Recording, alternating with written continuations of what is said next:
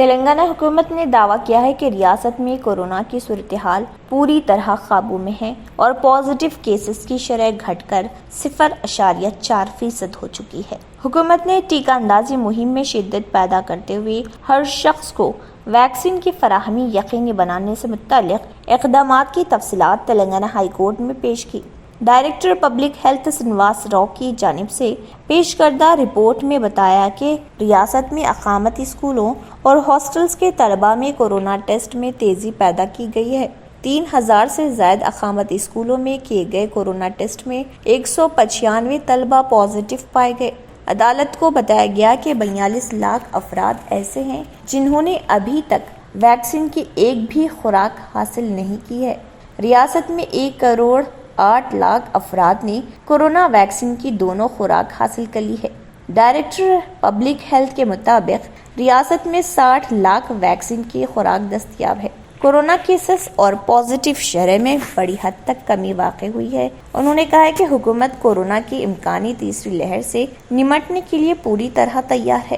سرینواس راؤ کے مطابق تیسری لہر میں بچوں کے متاثر ہونے کی اطلاعات کے پیش نظر حکومت نے دواخانوں میں بچوں کے آکسیجن سے مربوط بیڈز کی تعداد میں اضافے کے علاوہ انفراسٹرکچر سہولتوں کو بہتر بنانے خصوصی بجٹ جاری کیا ہے۔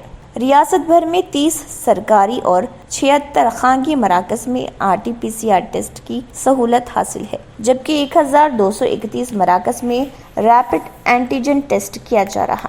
عدالت کو بتایا گیا کہ ریاست بھر میں کووڈ کے علاج کے لیے 1327 سرکاری اور خانگی دواخانوں میں 55,442 بستروں کا انتظام کیا گیا۔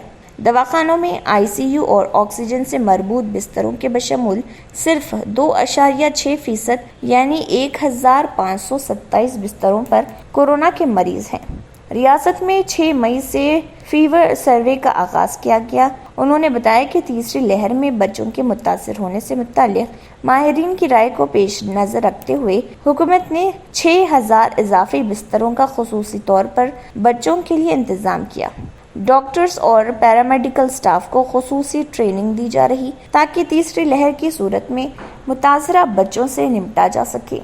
ریاست میں 82 آکسیجن تیاری پلانٹس قائم کیے گئے ہیں، جن میں سے 75 کارگرد ہیں، جبکہ مزید 7 جاریہ ماہ کے ختم تک کارگرد ہو جائیں گے۔ کووڈ سے مرنے والے افراد کے خاندانوں کو مرکزی حکومت کی جانب سے 50,000 روپے کی امداد کی اسکیم پر تلنگانہ میں مؤثر عمل آوری کے اقدامات کیے گئے۔ ہائی کورٹ نے ڈائریکٹر پبلک ہیلتھ کی جانب سے پیش کردہ رپورٹ پر اطمینان کا اظہار کیا۔ چیف جسٹس کی زیر قیادت ڈویژن بینچ نے کہا ہے کہ کورونا سے نمٹنے کے لیے صرف حکومت پر انحصار کرنے کے بجائے عوام کو چوکس رہتے ہوئے احتیاطی تدابیر اختیار کرنی چاہیے۔ کورونا معاملے کی آئندہ سماعت 4 ہفتے بعد مقرر کی گئی۔ اگر آپ نے ہمارے چینل کو ابھی تک سبسکرائب نہیں کیا ہے تو یہاں پر ریڈ کلر کا سبسکرائب بٹن دکھ رہا ہے، اسے کلک کریں اور ہمارے چینل کو سبسکرائب کیجیے اور ساتھ ہی ساتھ بیل آئیکن کو بھی کلک کیجیے، جس سے آپ کو تازہ اپڈیٹ ملتی رہے۔